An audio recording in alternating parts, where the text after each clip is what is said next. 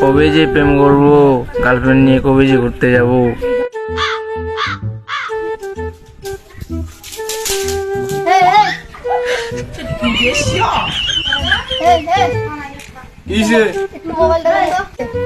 দরকার আছে, কি দরকার বল, তারপর দিব।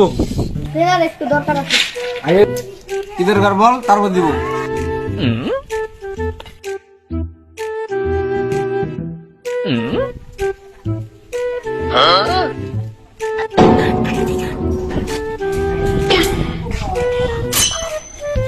কি বাবা, তোমার গার্লফ্রেন্ড আছে?